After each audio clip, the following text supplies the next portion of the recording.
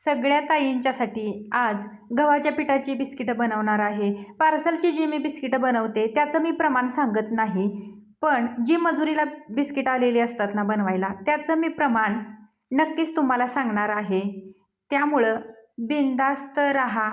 तुम्हाला असं वाटायला नको की पार्सल सुरू केलं आणि आमची रेसिपी बंद झाली, असं काहीसुद्धा होणार नाही. सगळ्यांच्यासाठी हे व्हिडिओ असणार आहेत.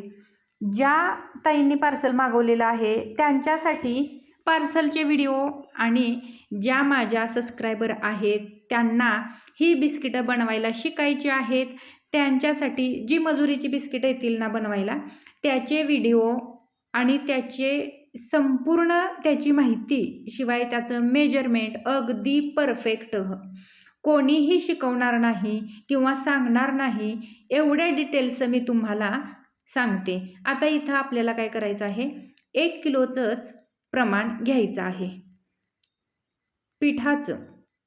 तर त्यासाठी आपल्याला पिठी साखर अर्धा किलो लागणार आहे, तीच घेत आहे.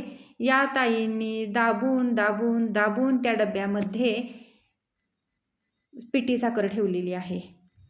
आधी बिस्किट करायच्या आधी 2 दिवस त्यामध्ये ती साखर भरून ठेवल्यामुळे पूर्ण त्या साखरेचा खडा तयार झालेला आहे. आता इथं मला डब्बल काम लागतं. हे असं गरज नसताना सुद्धा हे असं काहीतरी करून ठेवलं की मला जादा काम लागलेलं असतं. सुरुवातीला वाटलं मला वर साखर होती, वरच्यावर एकदम रिकामी होती. मला वाटलं यामध्ये गाठी अजिबात नसतील. वरची साखर रिकामी होती तर खाली एकदमच त्याचा खडा झालेला होता. तर मग मला म्हटले, आम्ही 2 दिवसापूर्वी निम्मी साखर केली आणि आत्ता निम्मी साखर बारीक केली, त्यामुळं हे एक्स्ट्रा काम मला लागलेलं आहे. सगळे आता पिठी साखर चाळून घेते. गरज नसताना सुद्धा ना बरेचशीच अशी कामं त्यांच्या चुकीमुळं मला लागत असतात, कारण बिस्किटं चांगली व्हायला हवी. समजा त्यांच्या चुकीमुळं जर ही बिस्किटं चांगली झाली नाही तर ते त्यांच्यावर येत नसतं, ते माझ्यावर येतं, कारण मी बिस्किटं बनवते. आता बऱ्याचशाच कमेंट अशा येतील, बडबड कमी करा आणि आम्हाला पहिल्यांदा मेजरमेंट सांगा. मी दोन्हीही करत आहे. मेजरमेंट कोणीही सांगत नाही, हे मी मेजरमेंट सांगते. तुम्ही अख्खं यूट्यूब चाळून जरी बघितलं ना तरी माझ्यासारखं परफेक्ट कोणीही तुम्हाला सांगणार नाही. आणि जरी तुम्हाला असं वाटलं की परफेक्ट ती सांगतात, पण ती घरी खाण्यासाठी बिस्किटं होतात, असं मी 100% सांगू शकते. व्यवसायाच्या दृष्टिकोनातनं ती बिस्किटं होत नाहीत किंवा तुम्ही त्याची विक्रीसुद्धा त्या बिस्किटची करू शकत नाही, हे मी तुम्हाला 100% सांगू शकते. आता यामध्ये आपल्याला बेकिंग पावडर 1 चमचा, बेकिंग सोडा 1 चमचा आणि अमोनिया पावडर 2 चमचे घालायचं आहे. 1 किलोचं मेजरमेंट. आता हे मी चाळणीमध्ये घालून घेणार आहे, कारण पावडरी ज्या आहेत त्या हवेमुळं थोड्याशा मऊ पडलेल्या असतात, म्हणजे बरणीमध्ये ठेवलेल्याच आहेत, पण तरीसुद्धा मग म्हटलं की चाळून घेतल्यानंतर कशी एकदम सुट्टी साखरेमध्ये मिक्स होईल ना, म्हणून मी ही चाळून घेत आहे. नाही तुम्ही म्हणशीला नेहमी ते साखरेमध्येच घालते, आता काय हे आणि वेगळं. एका ताईंचा ना व्हॉट्सअपवरती मला मेसेज आलेला होता. त्या भोपाळमध्ये MP मध्ये राहतात आणि त्यांना ही बिस्किटं शिकायची आहेत, म्हणून त्यांनी मला मेसेज केलेला, तुम्ही मला शिकवाल काय? स्पेशल असं आपण कोणालाही शिकवत नाही किंवा क्लासेस घेत नाही. तुम्ही यूट्यूबचे जे व्हिडिओ माझे आहेत ना ते तुम्ही व्हिडिओ पाहून बिस्किटं बनवू शकता, अगदी परफेक्ट बनवू शकता. जेवढी माहिती मला या बिस्किटची आहे तेवढी सगळी माहिती मी तुम्हाला देण्याचा प्रयत्न करीत आहे. शिवाय ही बिस्किटं वेगवेगळ्या प्रकारे कशी बनवली जातात हे सुद्धा मी तुम्हाला शिकवलेलं आहे. त्यामुळं कुठलीही गोष्ट असू द्या, 1दा 2 वेळा 4 वेळा हातातून गेल्याशिवाय परफेक्ट अजिबात येत नाही. त्यामुळं तुम्ही असं समजू नका की मी एकदा बिस्किटं बनवली आणि चांगली आली नाही म्हणजे हिनं रेसिपी व्यवस्थित सांगितलीच नाही, असं काही नसतं. सुरुवातीला सगळं मटेरियल माहिती असलं, सगळं मेजरमेंट तुम्हाला माहिती असलं तरी पण स्वतः दुसऱ्यानं शिकवणं आणि स्वतःच्या अनुभवातून शिकणं खूप फरक आहे त्यामध्ये. मला कुणीही शिकवलेलं नाही किंवा कुठल्याही यूट्यूबवरती मी हा व्हिडिओ बघितलेला नाही.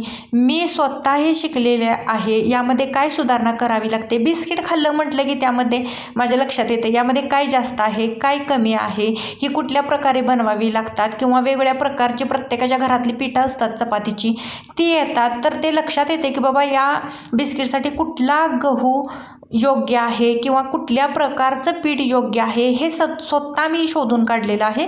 तसं तुम्हीसुद्धा जशी तुम्ही बिस्किट बनवत जाल तसं यातला अनुभव सगळा तुम्हाला येत जाईल. आता बघा बऱ्याचशाच कमेंट येतील, तू खूपच बडबड करतेस म्हणून.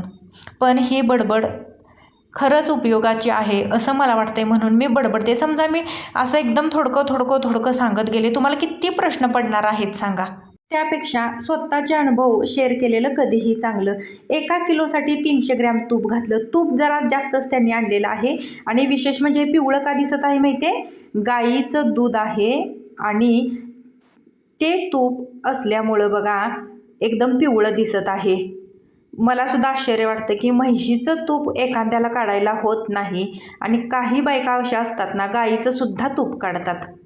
300 ग्रॅम तूप घातलं, बाकीचं शिल्लक ठेवलं. त्यानंतर अर्धा लिटर दूध लागणार आहे आपल्याला. यामध्ये दूधसुद्धा घालून घेतलं आणि आता पीठ आपण 1 किलो यामध्ये घालून घेऊया. आता हे पीठसुद्धा स्पेशल दळून आणलेलं आहे बरं का. त्यांनी मला सांगितलेलं आधीच पीठ वगैरे कसं पाहिजे किंवा काय. मागच्या वेळेला जेव्हा त्यांची बिस्किट केली ना तेव्हा साधं पीठ आणलेलं आणि त्या पिठाला इतका चिकटपणा होता ना ट्रेला बिस्किटं चिटकूनच बसली होतीत, वडून काढायला लागलीत. विनाकारण त्यामध्ये 5-6 बिस्किट एक्स्ट्रा व्हायची तर त्याचा पूर्ण चुराच निघतो.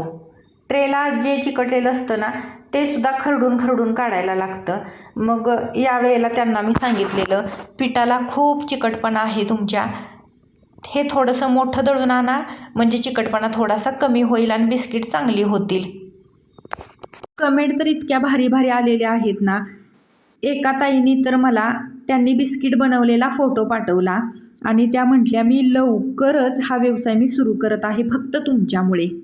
एक ताई म्हटले की ताई हा सुद्धा मी व्यवसाय सुरू करणार आहे आणि माझे मिस्टरसुद्धा कबूल झालेले आहेत. अशा बऱ्याचशा चांगल्या मला कमेंट येतात. ज्यांना ही बिस्किट बनवायची आहेत मनापासून तर त्यांच्या कमेंट ह्या चांगल्याच आहेत आणि माझ्याकडून त्यांना काय हवं आहे ते सुद्धा मला कमेंटमध्ये त्या विचारतात. सारखं असं नसतं की तोच प्रश्न, अजिबात नाही. जे प्रश्न आहेत ना ते तुम्ही मला विचारण्यापेक्षा सगळे व्हिडिओ बघा. एक व्हिडिओ बघायचा निम्मार्धा तो पण स्किप करत आणि नुसतं कमेंटवरती ते उत्तरं शोधायची, अशानं अजिबात तुम्हाला बिस्किटं जमणार नाहीत. सगळे व्हिडिओ बघा, एकच हा व्हिडिओ असा नाही, सगळे व्हिडिओ बघा. प्रत्येक व्हिडिओमध्ये पॉईंट आहेत, वेगवेगळे पॉईंट आहेत. आता इथंच बघा काय झालेलं आहे. त्यांनी भरपूर यामध्ये वेलची, जायफळ, बडीशेप, तीळ तर भरपूर आणलेले आहेत. खारीक पावडरसुद्धा आणलेली आहे त्यांनी, पण त्या विसरलेल्याच आहेत यामध्ये मला घालायला देण्यासाठी. पीठ निम्मार्ध आपलं मेजरमेंट टाकून झालेलं आहे आणि शेवटी त्यांनी हे दिलेलं आहे. कसंही आपण ॲडजस्ट करू शकतो. जेव्हा आपण बिस्किटं बनवतो ना तेव्हा कसंही ॲडजस्ट करू शकतो सोयीप्रमाणे. पण याची एक कृती असते, त्या कृतीप्रमाणे सुरुवातीला आपण करत गेलं ना व्यवस्थित बिस्किटं जमायला लागली तर तुम्ही उलटं कसंही मेजरमेंट टाका, तुम्हाला बिस्किटं आलीतच म्हणून समजा. हे सगळं मिक्स करून घ्यायचं आणि पीठ चांगलं मळून घ्यायचं आहे. थोडंसं सुरुवातीला पीठ पातळ झालं तरीसुद्धा चालतं, काही प्रॉब्लेम होत नाही. पीठ जसं आपण मळत जाऊ ना तसं पिठाला थोडासा घट्टपणा येतो आणि पीठ चांगलं तयार होतं.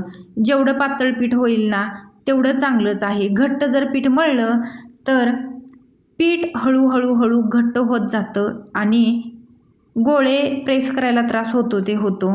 शिवाय बिस्किट क्रिस्पीपणा त्याचा थोडासा कमी होतो. त्यामुळं बऱ्यापैकी मऊ लुसलुशीतच पीठ मळून घ्यायचं आहे. आजच एका ताईंची कमेंट आलेली आहे, दूध आकडी घ्यायचं का गरम करून थंड करून घ्यायचं. आकडी घेतलं अगदी चांगलं आहे कारण हे आपण घरी खाणार आहे. पण समजा तुमचं विकतचं दूध आहे, सकाळ बिस्किट करायचे आहेत आणि संध्याकाळी तुम्ही दूध घेता, तर गरम करायचं, थंड करायचं न वापरायचं. कुठलंही दूध वापरलं तरी चालतं, फक्त थंड असावं. थंड म्हणजे रूम टेम्परेचरचं असावं, फ्रीजमधलं नव्हे. गरम दूध घालायचं नाही. आता हे सुद्धा बघा, तूप गाईचं आहे, दूधसुद्धा गाईचं आहे. त्यामध्येच हे मी करत आहे, कारण जे आपल्याकडं अवेलेबल आहे त्यामध्ये बिस्किटं होतात. असं काही नाही की हेच तेच. फक्त कसं आहे, आपल्याला क्वालिटी जर करायची असेल ना, तर मटेरियल हे चांगलं वापरावं लागतं. आता बऱ्याचशाच ताईंना माझ्या बिस्किटचे पार्सल पोहोचलेले आहेत. बऱ्याच जणांचे रिप्लाय आलेले आहेत, बिस्किटं छान झालेली आहेत म्हणून. एका ताईंनी तर मला फोटोच पाठवलेला होता.